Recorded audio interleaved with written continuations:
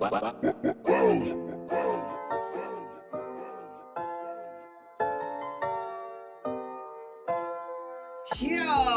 it's up, right? I'm back rapping and it's like different now. Yeah. Let's make some noise. Swaggy Sie, the Encore, one of our first guests is in the building. Taylor Bennett, what up, brother? Yo, what's cracking, man? It's honestly an honor to be here, man. Yo, listen. Yeah. It's an honor for me to have you here. It's an honor, you know, we've had so many conversations over the years, you know, in different environments. Definitely. And now welcome you to our new home, you know what I mean? Like, you're really blessed in the spot, man. It's crazy to just be in the spot, but I just gotta say, man, like, it's inspirational too, and it's very motivational. Wow. You know what I'm saying? Like, cause like you said, we've had a lot of conversations in a lot of different environments, and, you know, they're always you or you, but it's also like, I feel like it's shining right now, you know what I'm saying? So, yeah, man, it's super dope to be in here, and you know I'm honored to be one of the first. Like, I'm like, damn, like, you know? Bro, when, you know, we get those phone calls, and I was like, hell yeah. I was like, hell yeah, but he gotta be here, though. Like, I need him here. I need him in this building. I need the energy. I need Chicago to really set the tone, bro. No, for sure, dude. And you came through with some good vibes, man. You got your family here. Pops is here. I got Pops here, family. Like, you know what I'm it's just saying? like nothing it's but a family energy. business. It's absolutely. Like, absolutely, man. Yeah. When you talk about family, and, you know, I've been keeping up with you on the socials. Obviously, what some folks just heard is that Too Much record, where you feel like Taylor Bennett is back rapping, man. For sure, yo. So, talk to me about Chicago, bro. Just being back on the map with it. Yeah, man. I mean, it's crazy, but I'll say, you know, the thing that's different with this project and this single is, like, it's rooted, and you know this, I'm really into the history of music, and not just music, but Black music, and not just Black music, but our community, you know? So, like, I've kind of dived, I feel like, into a way where I've looked at a lot of things in the past and a lot of historical events and things that have happened in Chicago. And I know we talked about them in a few of our past interviews, but also in leading that history up, I kind of realized I was trying to discover myself and kind of discover where we are, not just as like a community and not just in Chicago, but also just as a people, you know what I'm saying? And I feel like at a certain point in Chicago, what I remember and what's nostalgic to me and what's authentic and me expressing myself is what I know. And I know juke music, and I know footwork circles, and I know house music. And I finally got to, like, that level in that chapter. And I feel like a big breakdown for me, especially with this record, is it's very Chicago. So, you know, I'm always prideful about any of my music. I'm always prideful about anytime I release something, but there's also a certain feeling, and I know you understand it because you get the support in your city, but when your city also feels connected to what you're doing and the mission that you're pushing. Absolutely, and that's too much, man. Like, absolutely, that's what, bro. This is, I know you got that hashtag, Make America Juke Again. Exactly. So the whole thing is, like, a lot of people, when they see Chicago, and you understand this because you're also in this world, you know, they see it from a space where maybe they're introduced from music, or they're introduced from sports, or maybe the news, but they kind of get bits and pieces of everything. And I know I've said this a lot of times, but one of, like, my favorite artists is Jay-Z. And I don't just study his bars, I love his rapping, but I also study his business. And way back, there was a certain mentality he had about being authentic and showing the real Marcy and showing the real New York. And for me, myself as an independent artist, I see how not just the industry, but just the world is kind of seeing Chicago. And it is true and authentic, but it's only like a piece of it. So a big mission for me, not just with this track, but with all the music that I've been creating, is to show Chicago in its most authentic fashion. So shout out King Louie, shout out Lala Too Much, shout out D Gaines that shot the music video, but also shout out all the people, because a lot of people don't know this, but house music culture and juke culture has been around for 40 plus years. Absolutely. So there's, and we talked about this before. Absolutely. There's when it comes to, like, hip hop, I feel like there's kind of a disconnect. For example, I grew up and my mom loved to listen to Outkast. I love Outkast, but there were certain records on the Love Below that I couldn't, you know, hear. So she would be playing them in different spaces.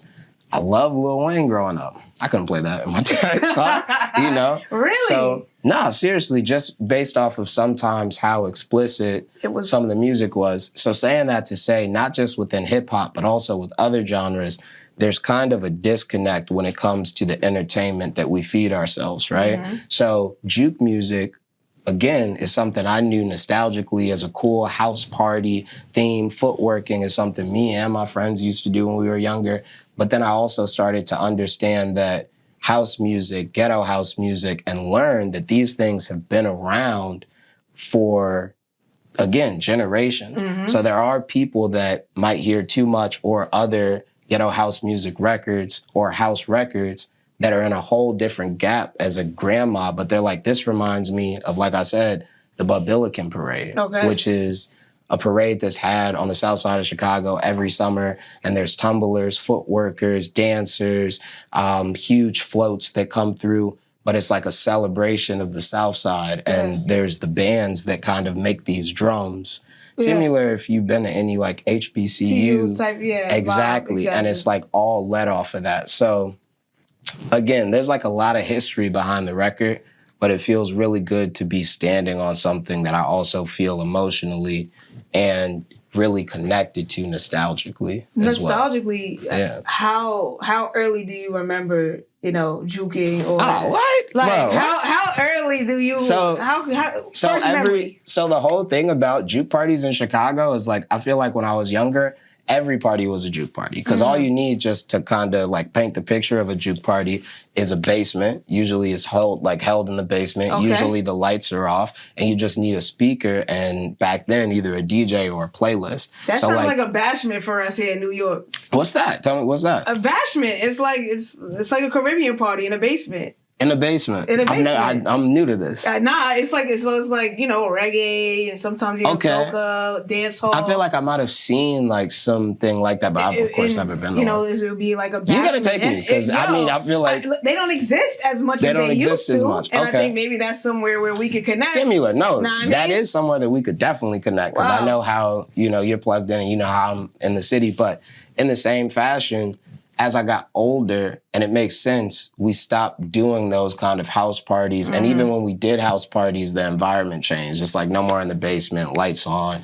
And you know how it kind of is. I think even not just juking, and this is why it's important that it's Make America Juke Again, but I think the idea of self-expression as movement in like spaces like clubs and house parties, it's like different now. Like there's very rarely that a lot of my guy friends, I'll say in Chicago, that are outside my immediate circle, because we be dancing our asses up in the club, really dance. Like, it's just like a common thing to kind of post up like wall posts now. Word. And like girls kind of twerk and like. And everybody just stands and watches. When we were kids, it was like everybody danced. There was footworking, but there was also juking, which in a lot of cases was just like grinding or like, but that has kind of moved. So Make America Juke Again, we want to bring that back, but most importantly, we want to bring back the community and shout out to all the folks that came before us that created this. And the second thing on that is juke music. Like, shout out to DJ Nate, shout out to DJ Cashmere that made The Percolator. Like, these are songs that were made by us and for us. So like, you had ghetto house music being created, but then you had juke parties that were hosted within the community where we're playing our own artists' music and also making our own dances. And what a lot of people don't know is, in Chicago, around the early 2000s, like gangs were super prevalent. Like, of course, we know that about Chicago, but a lot of people might not know that there were certain people that were in these organizations, certain folks that decided like, hey, instead of us fighting, we'll go to these dance parties and we have footwork against each other and keep it there. Are you serious? Like, I swear to God. Real life. I swear to God. Shout out to Mike D. Shout out to Spin. Shout out to Ace. Like, shout out to Sub-Zero. Shout out Man. What is the movie? Oh my God. You thinking about Stomp the Yard? Stomp the Yard. That's the other joint. So like the whole thing and I think this is dope too, because, I think, well, maybe, but the whole thing that I think is really dope about it is like, as somebody that focuses a lot, not just on the music, but also the music business, as I talked about Jay-Z and how he presented his art in an authentic way, you also see when some things aren't as authentic, but are replicated off of nostalgic memories. And I think a lot of times that's a good way to market something to somebody. But like, the reason why I think Jay is so successful, or why I'm so successful, is because there's an authentic and organic perspective that we give. So it's like, some people love fast food, but people really want that slow cooked, right. You know what I'm saying? And like, that's what we doing. Yeah. So when you say, you know, that slow cook, you know, grind, and that's really what it is. Like you mentioned off camera, us talking, man, you coming to New York at 16 years old. And connecting with a lot of people right now who are shout running out to shit. all them people too. You know like what I mean? Shout out like, Jason Capana, shout out Erica Montez, shout out Chris Mooney. Like, how do you do it for those many years? 10, you know what's 15, funny? 20 years, bro, of you, your brother, you know, your family, you guys like staying the course. Well, you know what's interesting is that I won't say that it's not intriguing. Like, I think it's funny. I don't know if people know this, but like, I've taken a lot of meetings like with labels and different people just to hear what they have to say. Like, now I probably... All right, so what's the wildest shit it's been a long time. Please, the wildest shit that I've heard, man, I think the wildest shit that I heard somebody say was like, I heard while I was leaving out of an office, somebody tell someone else that worked in the office, next time an artist comes in here, don't like bob your head that much. I swear, I'm not joking. I won't say where I was. I kid you not. Don't act like you like that shit. They were literally like, don't act like you like that shit that much. Like, I swear I heard somebody say that shit to somebody that was in the room. So like, that's probably the funniest. But just saying that to say that I'm always interested in hearing where people think that things might be, but also understanding where they are. So yeah, I'm always down to go check those things out. But I think what kept us on our course and what's kept us straight to it is like you said, I've been in the game for like 12 years and I've had a lot of friends that have gone down those paths that I didn't go down, like whether it's a distro deal, a publishing deal, a record deal. And I'm not saying that all of them have been in a space or they're in the worst place ever. Some of them have gone to do great things. But I've also seen a lot of folks that, you know, and I said this earlier off camera, you don't do it for the money. You do it for the love. So sometimes when you put yourself in a space where now you are a product, because that's how they view you, they expect you to produce as much as you can. Right. And then you making fast food. Right. You get what I'm saying? And it's not your fault.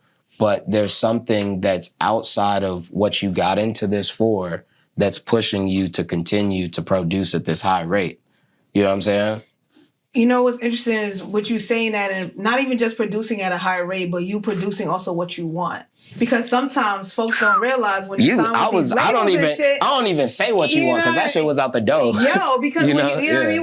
When you're producing for these labels and shit, like they want to hear a certain sound, or they'll straight up be like, "Hey, you're dropping this type of music." People don't know that. You think that these are? I mean, for the most part, I mean, I would say, you know, some artists they get that creative control to be able to navigate, but the type of creativity that I have seen from you over the years and the different bags that you have gotten into, like I'm all in these different bags. Like, crazy. Yeah. How do you navigate those different bags? Yeah. Jay-Z's your favorite, but then you have like these indie bands and pop shit and rap shit. That's like, bro, how do you? Well, you know what? How do you hold it in, and like, how do you become like this artist? It's dope. Like, I think, and I know that, and whenever I'm in New York, it's hard to not talk about Jay-Z. But I believe like one of Jay-Z's favorite songs is this Jackson 5 song that's like not really that popular, but it's just like his favorite thing. But it kind of has these spikes of rock. But I was leading that into saying like the Linkin Park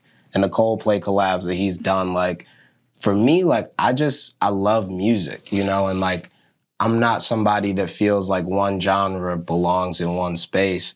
And I'm also somebody that understands, because I've like taken myself through it, that by listening to so many different genres of music, there's actually information in these songs. And there's actually emotions and feelings and things that you don't get other places. And like, with that knowledge, I'm always trying to take my fans to that space that I remember being. So like, I remember when we met last time, it was coming of age, my last project, alternative rock. Yep. And I wanted people to experience what I did feel like for a long time I couldn't find within hip hop. Wow. And like as an artist, because I love music, it doesn't always have to be hip hop. Mm-hmm. You know what I'm saying? Mm-hmm. So I think really just always, for one, I love my fan base. Like they always allow me to continue to change and just be myself. And also, you know, doing what I feel like is what I want to do at that time with a plan and a strategy of how this could work. Because anything could work if you plan it out. You know what I'm saying? I was going to ask you that with your fan base and you being so versatile in that way. Yeah. Have you gotten pushback? Like, do you get those DMs, those comments? Like, yo, the fuck is this, Taylor? I don't think, you know what's funny is like, I don't get DMs because I think and I'm not saying my fans are nice, but I think my fans are kind and like, they're like super like, you know, he's trying this out. Like, I rock with it. Let's see what he's trying. But like I do, and I have gotten tweets before for sure. Like when I did the last project, I was like, yo, this is like super not rap. You know what I'm saying? And then even now, like putting out too much, I've had a lot, like hella love. And I've seen like one comment that was like, I want a rock song or I want to. So, but I don't see it as like a slight. I think that, you know, people enjoy what they enjoy. And like my intention again as an artist is to open not just my mind and, you know, the audiences, but also to kind of create an art even with the shows and the experiences that we kind of have together that is like an inviting and welcoming for other people to join. So it's like, sometimes I'll play a rock song and we get all the rock people. Sometimes I'm gonna play hip hop and then we get the hip hop people. But what I'll continue to try to do is to grow and keep trying new things. So how do you feel? So now you're what you said when we played this record. I'm back. I'm in hip hop. I'm in my original bag. Back in this OG Taylor Bennett bag. Yeah. And how did you get there? It was, you know what? Shout out to one of my good friends, but also one of the executive producers of a lot of different work that I've done for these new songs. Not this one specifically, but his name is Cody Mack, and he's from Chicago, and he's a hip hop journalist and also like a music fanatic and also very respected within the city. Right. And I was doing these different events last summer when I came here that were all about going to these different spaces and kind of including the community and having these different experiences that brought the city together because it was an alternative rock album. So it was supposed to be bringing two different groups together, right? And at one of these events, Cody Mack pulled me to the side afterwards and was like, hey, man, like I super love like what you're doing and this is super awesome and I could tell like you're enjoying yourself. He was like, but I just have to say as like an avid hip hop lover that I feel like the game needs you right now. And I was like, oh shit, I've been waiting for somebody to say the game needs me right now. I've been waiting for somebody to put that Batman signal on so I could pop the fuck out. Oh, shit. But he said that and he told me why. He was like, you know, I get that what you're doing right now, like I said earlier, is that you're showing folks a different perspective and a different experience. But I also want you to understand that there's ways, if you look deep enough, that we also not have some, you know, because we created rock and roll, but not that we have some pieces of it, but there's like the full cake. Like and that's again what started making me say, okay, I've done a lot of research on rock and roll and Muddy Waters and Black historians and Music Row in Chicago. Now I step up 40, 60, 80 years, it's house music. Shout out to DJ Frankie Knuckles, who popularized it in the West Loop at the Warehouse. And I can start to see myself. Like I can start to see my uncles, my dad, my grandma. Like I can see these different environments in a connection and a connective way to present day. Yeah. But then also I can connect that in ways back to even eons of just self-expression and Black musicians and throwing different shows and shit in the basement before it was juking and doing the potato and just all types of different, potato, bro. Like just, I'm serious, gang. Like I'm saying like all that shit, it's a connection, you know, between it. When you were growing up and you say, you know, your dad or your parents wouldn't allow, you know, Lil Wayne or certain explicit music in the car or in the house. What were you guys listening to?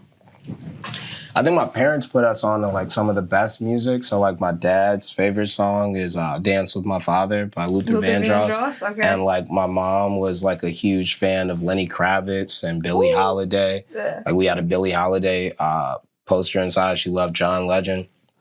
And you're Billie Holiday? Yeah, my dad is Billie Holiday. I'm sorry. Look, Dad's on cam, y'all. He's Billie Holiday. But basically, it was like a lot of great different kinds. Like my mom's a huge fan of Prince. Mm-hmm. Like, so like it was just a lot of different records.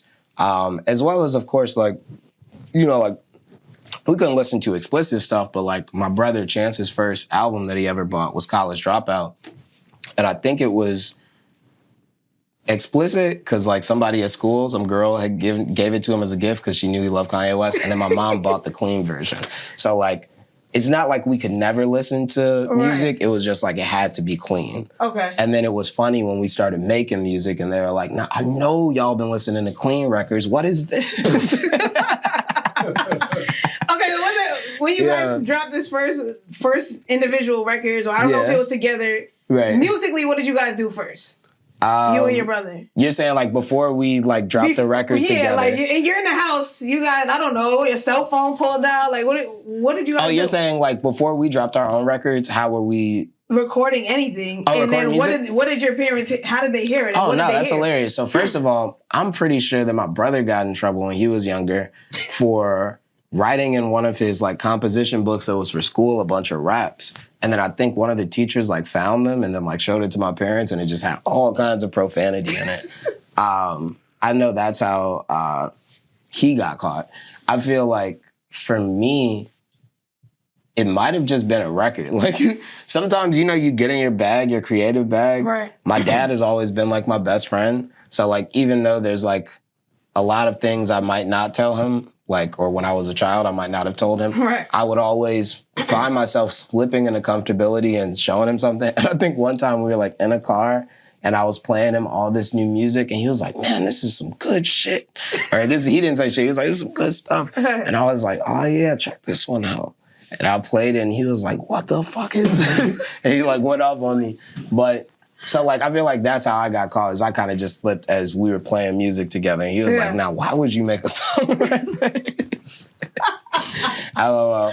But I think my dad also, like, you know, first of all, my dad, like, this is like one of the most successful records I've had, I think ever, like in terms of like the reception and again, the community behind it. Too much. Really? Yeah. And my dad executive produced this whole song. So like from the point of like it being made in the studio and then him hearing it, out of all the 40 songs that I made, and I was like, I'm gonna do this one next and this one. My dad was like, "No, you need to do this one next. And I want to executive produce it. I'm gonna get behind, I'm gonna do all this shit." And I'm like, "Dad, for free? Okay." No, I'm just fucking around. I was like, "Dad, for real?" You gonna invoice me or not? Exactly. So he was like, "I got this." And like even everything from before the videos to how the mixes were to like scheduling like the different meetings and making sure we were on time for this today. Yeah. It's like been him. So like saying that to say that even though as children, I think there is like a certain level of parental control that you have, he's always kind of, again, that's why I call my best friend,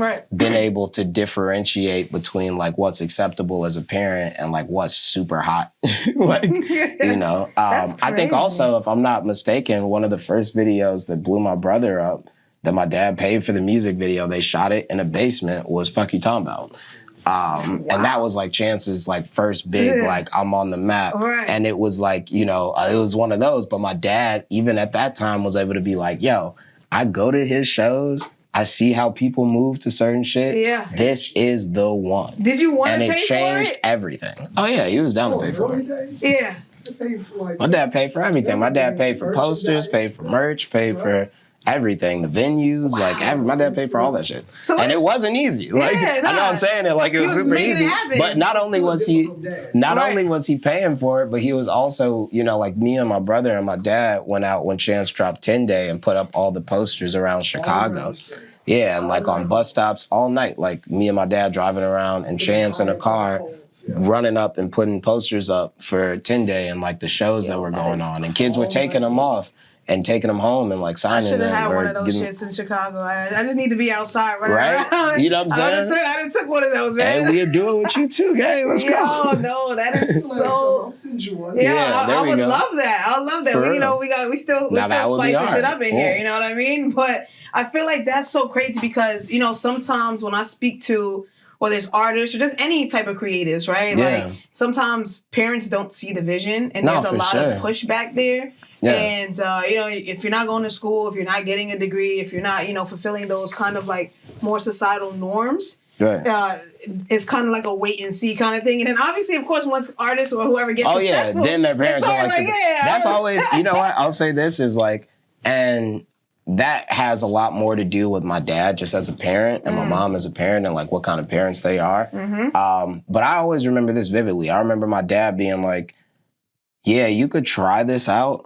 Because one thing I don't ever want you to do is wake up and be like, what if? And I remember you said that to me probably when I was in like high school. And that's when we really started, working together and doing all these different things.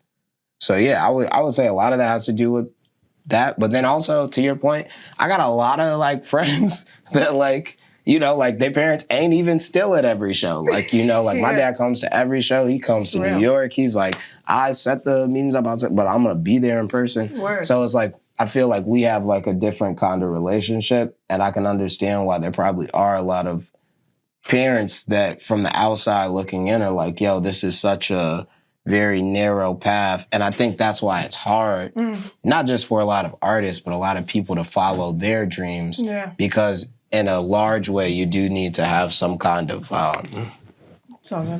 you need to have some kind of support. Mm-hmm. Yeah. Mm-hmm. See? Yeah, you're a parent now, though. Like, yeah, I'm a dad of three sons. Yeah. Like 3, bro. 3 sons, 3 boys. Was that like crazy for you? Like, yo, I got 3.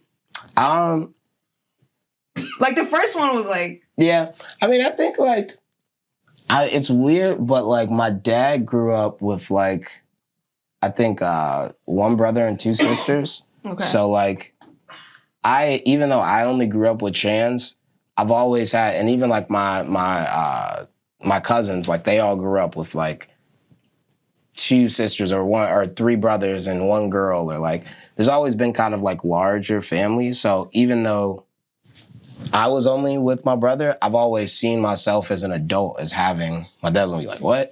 A lot of kids. So like. Now you know. Right, now he's like, now you know. Yeah. So like, yeah, like having 3 kids, I feel like it is a major blessing. And like, I think they're most of my inspiration and motivation for everything I do, business, music, like all of that. So it's changed my life in a way that I could never even imagine. Yeah. But it's also like, there's something that it just feels right. So like, I don't really ever like, oh man, I got 3 kids. It's just always like every day, like, oh yes. Yeah. And sometimes, it's funny, and I don't mean to say it like this, but sometimes like, my kids are so smart and they're so like brilliant. I'm not trying to down nobody else's kids. But I'm just saying, I sometimes like, I don't, like they're my friends, like we're, like they play video games. Sometimes I play video games, not the same video games, but I understand why they want to play video games. Okay. And I think not being, I'm not the youngest parent in the world and neither is my partner, but I think we still, me and her in our own ways, have a nostalgic, kind of way of being able to connect with them that I think my dad had with us, which was like super important. It just passed down. It just passed down. Exactly. There's this trend, I would say, going on right now where like artists are incorporating their kids into what they do, whether it's sonically, whether it's on credits. You saw Khaled do it very early. Khaled was the first. Yeah, like. You put aside Jay, and then I'll say Jay's my favorite, so he could be the first 2. But Drake was second, and then was Drake second, and Ye, and then Ye. And is there somebody else that's done something? Because she just won. Victoria Monet. Victoria Monet. Oh, she did. Oh, I gotta check that out. Oh my God! Her daughter became the youngest to win a Grammy, right? Yeah. What? Yeah, she got like 4 of those, or just 1. Just one. Okay. 4 was crazy. I was like, damn. Yeah, so Victoria Monet's daughter, so she became like the youngest to win. Yeah, she's so raw. I love it too. She became the youngest to win a Grammy. Is that something that you have ever thought about? Like, I would incorporate them to some degree? I mean, like, what's cool is like their mom. Like, I mean, not to say that I don't think about these things, but like when it comes to like years and years and years, like I'm in the now. Mm-hmm. I'm always thinking longevity, but I'm also like, I want to make sure that they have the tools that they need to do those things. And then their mom, being the great mom she is, shout out to you, baby. She's always thinking of like different things, not just sports activities, but even like, man, you wouldn't even believe it. Like 2 weeks ago, I'm on the phone with this dude that's at the head of an agency. And I'm like, yo, you make sure you pitch my kids right for these shows because they might be, I swear to God, I'm not paraphrasing. I'm like, they might be the president or they might be running whatever it is. So I was like, I need to understand that within whatever we're doing that there's, you know, an understanding of where they could potentially go. Because I'm not like my dad, the kind of person to say, you got to go into politics, you got to go into music, you got to do this. But they're probably going to do it all. So like, keep that in mind. They're well rounded. But saying that to say like, I would love for my kids, if they want to win a Grammy. I would love for them to be the president if they want to. Whatever they want to do, I'm all for that shit. Well, speaking of the president, you guys, obviously, Chicago natives, have close ties. Like, with Obama. With that president. When I say the president, that like that's I know automatically the number one person that pops into my head. Like that's my president. If nobody knew, that's my president. For sure. But what is a takeaway in an interaction that you guys had that will stick with you forever? I'm trying to think. There's been a few. Don't stun on me, man, because I got my little moment too. I got a moment. Nah, for sure. Oh, LOL. Shout out Bianca Shaw. Okay. That's my girl and also like an amazing Chicago artist. We've done Be Yourself together and like a lot of different things. We went to, and my dad probably knows what we're talking about. We went to this Obama summit or something that my brother, I think, was speaking at. It was in Chicago. Mm-hmm. And at the time I was working with Bianca and she had came. And this never happens. But we were like upstairs, so far away from the stage. Like it didn't even really make sense. And like, as we were standing outside, I think my dad was like, hey, I think the president's gonna come up here because he's gonna say hi to us before he leaves. And we were standing there. His box was next to our box. Yeah, his box was like next to our box. And my artist and Bianca at the time was like, yo, I gotta go to the washroom real quick. And I was like, yo, don't take too long. And also, first I said, don't go. And then she was like, I gotta go. I was like, all right, well, don't take too long. Because if he comes by, I'll probably be here and I'll be gone. I swear that I've never seen somebody jog down a hallway and give out high fives and just keep going. But that's exactly what he did. As soon as he made it and turned the corner, she walked out. And everybody in the hallway was ecstatic because they just met the president. Right. And it wasn't that it was funny because she did get to meet him later. But to me, I was like, yo, that's just like crazy coincidence, right. You know? Crazy. So yeah, sorry, I love you, Bianca. I'm sorry I had to tell that story. But I definitely thought that was hilarious. Yeah, for sure. You know, it's so good to have you here. So good to have the Chicago energy here, man. But were you guys like bringing, you know, Juke back to Chicago, with you guys bringing that original sound that we're talking about? Some people get the lines crossed between what the original sound of Chicago is. And for those who don't know, they would think that it's drill music. Ah, that's good. So first, I'd start off by saying like, and I'm glad that you even said that. Firstly, like, when a lot of people think about Chicago, like just a lot of people, right? Like a lot of people. And it's crazy. Not from, I would say, and yeah, a little bit from the mainstream music standpoint too. But we think about house music. So like, let's not forget about house music. Right. Like house music has been around forever, right?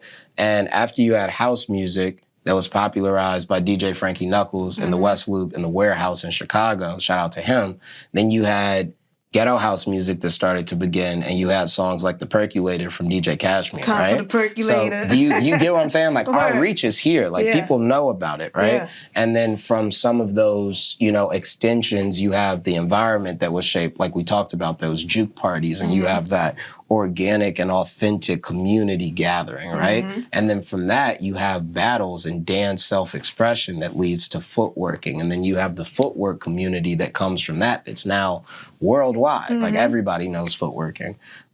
So the history and the culture of house music and juke has been here like longer than drill, and not even just drill, but even, you know, shout out to myself and shout out to, you know, Chance and Juice WRLD and like whoever you kind of put in that conscious bubble. But before we were doing that, you know, like, it's something that historically has a respect, and not just a nostalgia, but still to this day, there's a lot of people that'll footwork in Chicago at a party if the song is right. Because it's something that like lives very deep inside of us. Most of us are introduced to juke parties and footworking and house music at very young ages. You know what I'm saying? So I would say, like, for me, the history and the culture of Chicago is within those DJ Frankie Knuckles moments when, like I said, in the West Loop, where there were other people that were also pushing the sound forward. Shout out to all of them. Or like I said, DJ Cashmere doing The Percolator, but there was also a lot of other folks at those times that were going to these parties and these functions and actually collaborating in an effort that might not be sonically heard, but is felt like by an action. You know what I'm saying? And shout out to them, actually. And you're going to have to let me run it up real quick. Run it up. But I got a few of them, especially. Shout out shout out Man, first of all. Shout out Sub-Zero. Yeah. Because I got a few people that I got to shout out, and you know how that goes. It's you got to, man. No, it's just you like, need a refill I while want we're to. Here too? Oh, yeah. Can I get a refill? Of course, bro. That would take be care love. of you, man. You at home. No, that would be love. But no, we're gonna do Chicago the right way. Sky, can you hook us up? So first off, shout out to Man, shout out to Tay, Christian, Basic, Wheezy, Sub-Zero. They all just came out to the juke party on Saturday. So these OGs that have been in the game for years plus, but they're still supporting and have been doing this movement forever, and they're in full support of bringing it, you know what I'm saying, to that mainstream level that what we're doing here in New York. Right now. Exactly. That's cool. Oh yeah, please. That's awesome. Thank you so much. I appreciate you. Awesome. And that's great. Thank you. I'll do a little bit. Shout out to the homies, man. Shout out to the homies. You know? Shout out to them dudes, man. That really, like, cause it's like, you know, it's a whole thing, man. No, it really is. So I feel like with the drill sound, where did you guys, I don't want to say fit in. Yeah. But how do you guys navigate that era and that sound and that energy? Because it is so prominent in Chicago, and finding that balance. Yeah. I think something that's like really important, like when we even look back at a lot of this, is like, you know, Chief Keef and Chance came out in the same year. Word. Right? So like a lot of artists, and then even just drill music, like shout out to King Louie. We got King Louie, the king of drill, on Too Much. Word. But drill music has been around in the culture of it, like even before Keef and like some of those other people. What I think was new about it is that, and shout out to my boy Keef and Dirk, they secured and are so talented these major deals, you know? So if you think about the idea of Chance, like even versus some of the early marketing days of like I Don't Like and like Ball Like I'm Kobe, it was like you seeing, just really think about this because people don't break it down enough. I want you to break this down perfectly because this era was a crazy era. So think about Juice. Right. That was shot in New York. So that's a great example. Think about what that video looked like and how the production kind of was. And then think about like the Ball Like I'm Kobe video. Completely different. Right? Opposites. Or Love Being. So like, basically it's like a thing where there's definitely a group of folks that I'm not saying just enjoy the sound, but are really pushing like this is what Chicago is. Like every time they get an opportunity to sign somebody, they like, this is who we gonna sign. This is the sound that we want to hear. You know what I'm saying? So it's kind of like a thing where when you really think about the organicness and the authenticness that I talk about even with Jay-Z and with myself, you can see that people, what Chance was rapping about and how he was living was a true perspective of others and how they felt within the city. Not to say that what Keith and Dirk were doing was not, but that was just one perspective. And I think that the idea of how good it was and the fact it wasn't like fast food, it made a lot of people pour into Chance and support him because they could see an authenticness of how he lived in the perspective. And I was just doing an interview with FYBJ, man. Shout out to him in Chicago over whooping. And I was just saying to him as well, like, you know, me and Chance grew up on 79th. Like, we grew up on the south side of Chicago. So, like, I grew up either knowing or seeing a lot of these other rappers as well. And to this day, and even back then, they were people that we knew of, respected, and might have even had friendships with. So it's like a thing where it's like, you know, you got to show the whole Chicago. And I think that with what we're doing now and how I'm trying to build up not just juke music and footworking, but that's something that's nostalgic and means something to me, Chance, Keith, Louis, everybody. Is there ever an option? Is there ever a future where these sounds come together? That's where we are right now. With King Louis, I'm glad that you So put check him this on out. And it's like, you know, Chance has songs with Dirk, though. And, you know, so like we all love each other because we all are each other. You know what I'm saying? But I think what's important, because you just said, is there a point where these things collab? That's my intention. So it's like we have King Louis on the track, but most importantly, the video itself is shot by D Gaines, who was the first person to shoot I Don't Like. That was the first person to do Lil Durk, first person to shoot, you know, Louis and so many other different drill artists.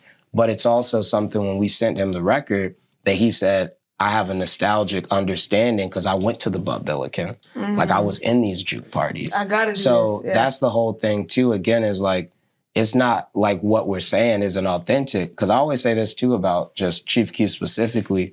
If it wasn't for the era of him and D Gaines making those independent films, like I Don't Like, and CNN reporting on it, there probably wouldn't have been a true historic accuracy of what Chicago was like in that point in time. Wow. And that's very true. And that's why people fell in love with Chief Keef too, because it's true. So like, I'm never, you know, saying that these things aren't what they are. I'm just saying that we're much larger, you know, as a people as well. And I'm sure that Keith and Dirk for sure know how to footwork or juke. And it's just, that's who we are. We're Chicago. Now I'm going to put that to the test, man. I haven't spoken to Chief Keef much, but Dirk, that's my dude. Oh, yeah, so Dirk's my dog. I gotta say definitely ask him. And when you ask him, tell him that Taylor said, bro, do you know how to footwork or do you know how to juke? No, absolutely, bro. You from Chicago, right? For sure. Yeah. I will. One thing that with you guys, and, you know, while we're talking about you maintaining what you've maintained over the years, and we talked about this a little bit off camera, was, you know, figuring out when to collect the check and when not to collect the check. Oh, yeah, we did talk about that before. That's crucial. And I'm glad you'd be asking that question. Because how do you navigate that? Because there's times where people can take advantage of it. Yeah. And there's times when it's like, this makes sense. You know what? And I know we were talking about this off camera, but I couldn't tell you how many different things I've done that at the moment went for like a monetary gain. Like it wasn't like, oh, I'm about to get $50,000 to go perform in front of 1 million people. Usually the way they like bring it to you is like, you're going to get to perform in front of 1 million people and our budget is $2,500. Like it's going to be some shit, like not nowadays, but especially in the past. And it was something where I saw so many of my friends and even collaborators and also just artists turn down opportunities that I would take.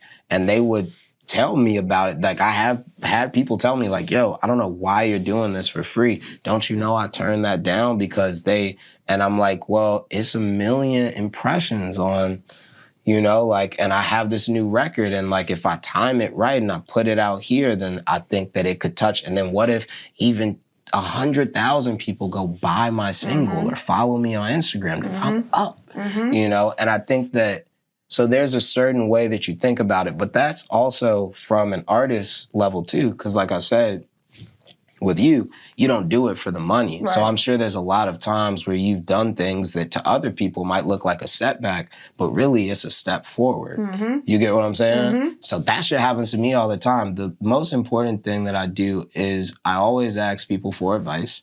So I still let some of the same people that tell me, hey, I wouldn't do this or I already did that, still tell me that. And then I put all that shit together and I make my own decision on it, you know? But yeah. So do you feel like you've had any regrets on anything that you should have done? Oh, of course, bro. Like you regret turning down anything? Like, damn, I should have did that. No, I definitely don't regret turning down like any deals that were offered to me or like any kind of, you know, I definitely don't regret that. Now, as an artist, and I had to learn this is one of the pluses of being an independent artist is you have the opportunity to see when things work well and when they don't. Mm-hmm. So like I've had times where I said, oh man, you know what? I thought this was going to be it.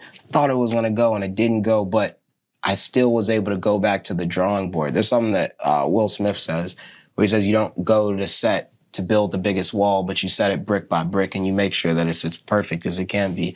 And when you're doing that, you're really following a plan. And there's more of a structure and a process than you just saying, oh, this is going to be really tall, right? So like, that's kind of how I think about it brick by brick. And sometimes the brick doesn't fit, but that doesn't mean that the wall was off. That just means that you got to start over again. And when you get to that brick, there's something different you have to do. Yeah. But I still lay each brick before that right because I got to a certain point, sitting with Swaggy, where it's kind of working. Yeah, I'm sitting with you. I'm sitting with Taylor Bennett, man. Get out of here, dude. So, yeah. Yeah, I feel like for you guys, man, and, you know, congratulations on all the success that you all have accomplished over the years. Yeah.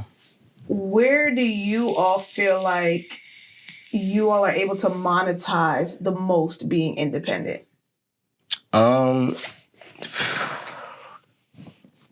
Shit, I'll say all areas because, you know, they be putting people in 360. So it's for real. It'd be people that they're getting their merch taken, they're getting their distro taken, they're getting their licensing and publishing taken, they're getting their IP and future writings or past writings and masters and publishing that is everywhere, man. Like, I feel like, you know, there's so many different tiers and departments of being able to make money as an independent artist, like whether it's the touring or it's the merchandise or it's the music distribution or it's the syncs and the pitching and the owning and the licensing of it, or if it's even the collaborations that you do or the percentages that you own of other records that you're a part of. They don't know the business, Taylor. There's so much out there and so many different ways to make money when you're an independent artist. And I think the thing about being an independent artist as well, most importantly, and you said this earlier, is you have creative control.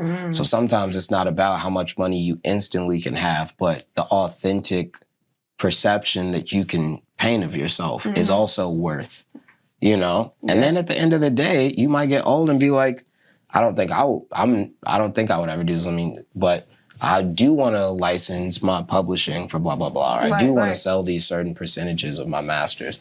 And if you knew how many masters Michael Jackson had to buy back to give to different artists just because of what they had to give up through those, and this is years ago, deals.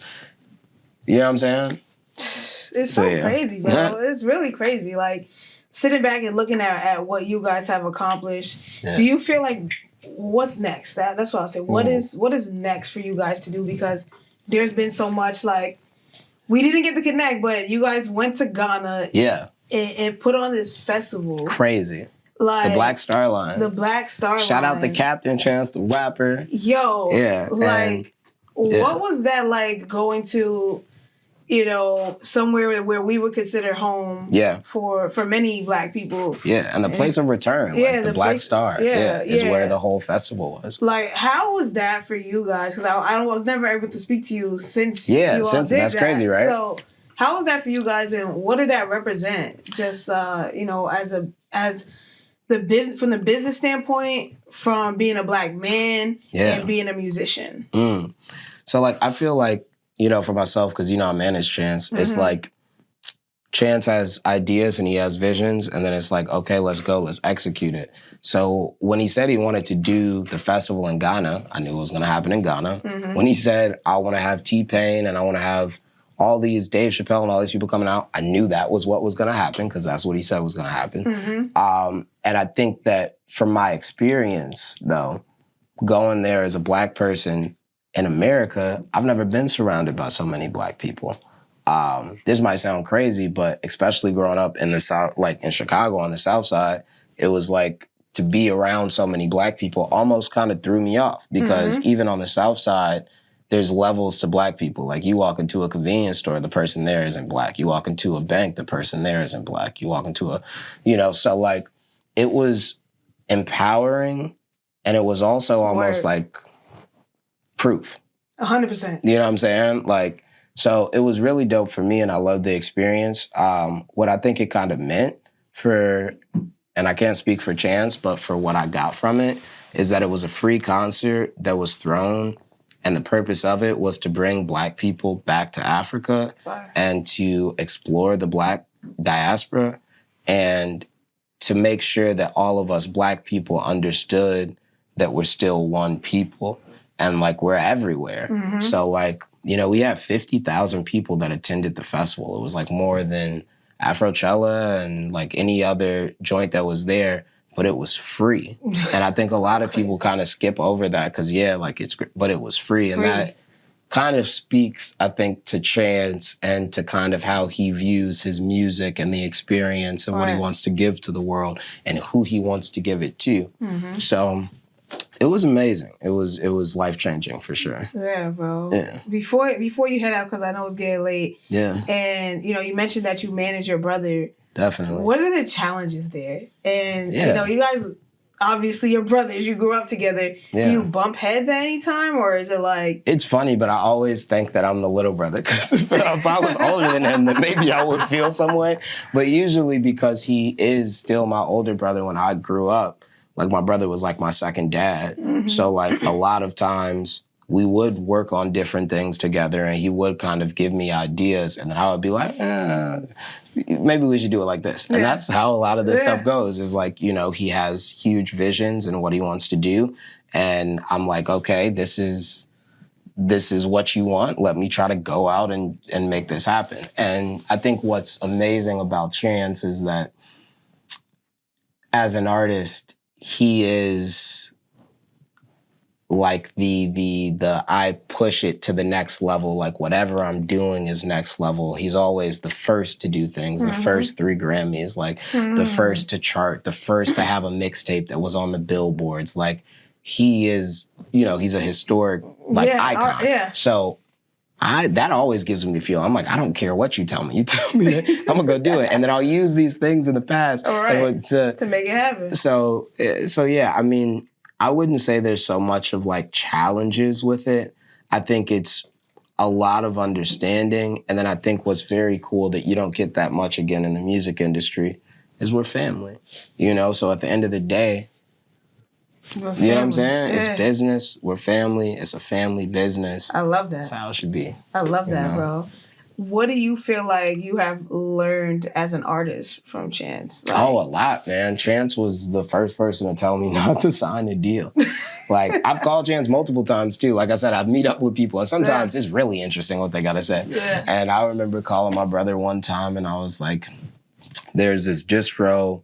It wasn't a service. It was like an actually distro company. Yeah. And I was like, man, they want to give me a 90-10 and they're saying they'll give me $100K up front as an advance and they're going to detail out within the next 6 to 8 months. They also worked in TV, how they would recoup all of these by syncing the songs to these specific shows. And he was like, don't sign that shit. And I'll never forget, I was here because this is where most of the meetings take place. I was in New York. He's in New York. And so I've learned a lot of different things from him, but what's funny is that, we're still 2 different people. Absolutely. So like for a long time when Chance didn't sign, like when I was younger, I always thought that Chance wasn't signing because I thought that he was trying to build up the biggest record deal that he could have. Everybody else thought that too. Like it wasn't just me. Like people were like, he turned this down. It's so he could do this, he could do that. Yeah. And then like one day it clicked for me and it was probably once I started managing Chance that I understood that it really isn't about him putting out this music and building, but it's about the creative control and the authenticness and the integrity that he has for music and how he views the industry and what it is. And then him himself, he's the disruptor. His music, how he does it, when he does it. You know, so from that perspective, it's like, you know. Listen, anytime you want to stop by, pull up, I'm really excited for what you're working on. We're gonna throw some. Wait, what's the name of it? So what's the name of it? What? You said the Jamaican. Oh, Abashment. Abashment. Yeah. So we're gonna throw Abashment / juke party. I don't know if that's acceptable. We're gonna figure out a way to make it happen. We're gonna. I know how we can make it happen. Look at you, dude. Like, and then also before I leave the show, I just gotta say, and I know I already said this to you off camera, but so everybody knows, like, I'm so proud of you. Thank you. Like, I'm really so proud of you. Like, I've seen from us meeting in person to you on the internet to, like, you're a visionary. You know what I'm saying? And you're a boss. You know what I'm saying? And it's just dope to be able to call you a friend of mine and then also be like, damn, my friend is somebody I should go talk to on this show. Yeah. So I appreciate you. I'm super, super happy for you. And I know that everything you're doing is on the way up. So thanks for having me. Thank you, brother. I appreciate you coming here. I appreciate you bringing the family through. I appreciate you sharing so much information with me behind, you know, what you love, music and Chicago and juking and footwork. And bro, like anytime you want to. And when you come to Chicago, I'm taking you to a juke party, bro. Like just pull up. Next house party, bro. I gotta be there, man. You know what I mean? Another episode, Swaggy Sie, the Encore. Chicago's in the building. Taylor Bennett is here. Make sure y'all hit us on the socials. Let's get it.